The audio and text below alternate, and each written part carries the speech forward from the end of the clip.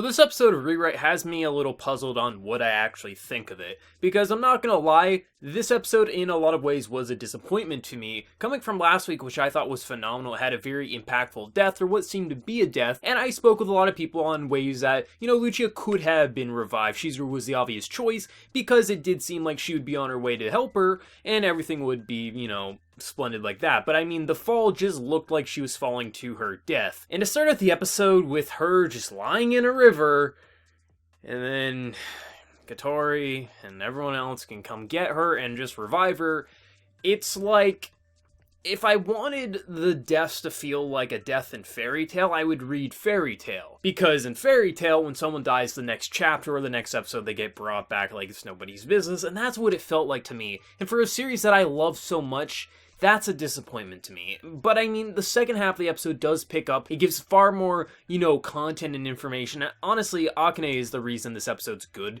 in my humble opinion. Or at least it has good content, because Akane's stuff is very interesting. Especially since, the episode starts off, before we get to the stuff that was disappointing to me, we started the episode with a flashback to the early years of Gaia, at least it seems like, where, we're getting this weird art style, which I really dug, and we just get this vision, and then slowly we get her grandmother's vision, and it all leads back up to her. So it seems that with her inheriting, the throne for Gaia, she's actually being, cursed in some way, where she is forced to bear everyone's memories from before her, the previous leaders. At least that's what it looked like to me. And seeing that happen, you can actually see her eyes and personality change once it starts taking effect, where she even talks to the guy, I forget his name, but the guy who almost killed Lucia last week, and she offers him this earth dragon as long as he doesn't kill the key, but anything else goes, it seems like, what she's saying. And you can see her mentality just turn and change, and I really enjoyed that. That stuff was very fascinating to me.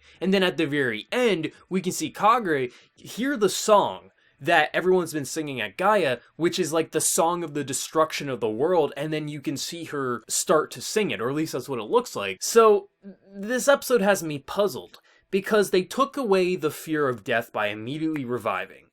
And it makes me think, like, okay, are they not going for a bad ending? Are they not going for that bad ending that will lead to a season 2 like everyone's been saying? And then they end the episode in a way that makes it seem like everyone's about to die except the key, so the key could resurrect the world anew.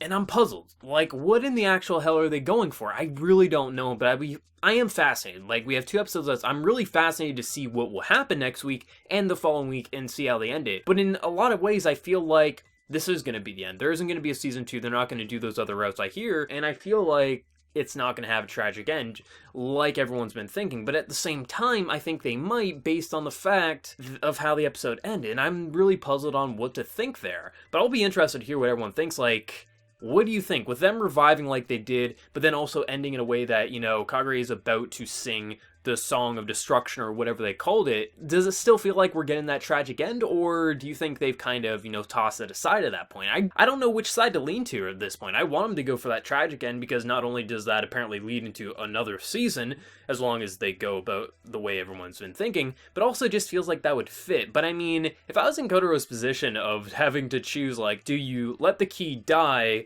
so the resurrection of the world can't occur, or do you let her live and then she'll probably bring the destruction and revive everything? It's like, it's an interesting dilemma that he'll have to go through probably, in the upcoming fight. Does he save her or let her die, kind of a thing? I think that's going to be a possibility. But I mean, these organizations are weird, man. I mean, in one hand, you have one who wants to save the key so the key can destroy everything and restart, and then another one who wants to kill the key so the world can continue. Yeah, the resources are low, but I mean, we don't need to kill the humans, and I think neutral's the best way to go at this point, in all honesty. But I really did like the Akane stuff, but the intro, and then the comedy, like, I don't know what it was about it. Like, the comedy itself fell flat. I mean, I thought it was humorous when she was licking the freak off of Lucia. Like, I thought that was humorous, but the bath scene, everything like that, it just, I don't know, like, it's not different from what we've got. Like, it feels the same as what we've gotten in the previous episode, but it didn't have the same impact. Like, for me, I've always been a pretty big fan of the humor of the series. It wasn't anything amazing, but it wasn't anything that drove me insane. But I think it might have just been the intro to the episode where we got rid of that death, and I feel like that might have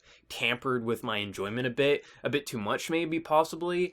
But I mean, the Akane stuff I think did make up for a lot of it, and I'm kind of interested to see what happens there, but I'm interested to hear what you guys think. I mean, I don't really have much more to say, just overall, it's half disappointing and half entertaining. I'm kind of 50-50 on the episode, but I mean, if you guys love the episode, by all means, don't let me tamper with your enjoyment, and if you hated the episode, maybe I got you to enjoy a bit more with the Akane stuff. But I thought her stuff was very fascinating, and I'll be interested to see how much of who she is has completely gone away at this point, because it seems like she's hanging on by a thread of her personality, and how long is she going to be able to hang on, and, you know, will she take her life to stop it? I don't know. Like, they got a lot to do with it, but I did like the fact that it seems that the leader of Gaia basically passed down their memories to the next leader, and I guess, you know, the longer that goes on, the more painful it has to be, because you have all of these memories, but I'll be interested to see what happens next week. So as always, let me know your thoughts in the comments below. If you did enjoy the episode, be sure to like the video to show your support. If you're new to the channel, subscribe for more content like this, and so much more. So until next time, everyone, please take care and have a good one.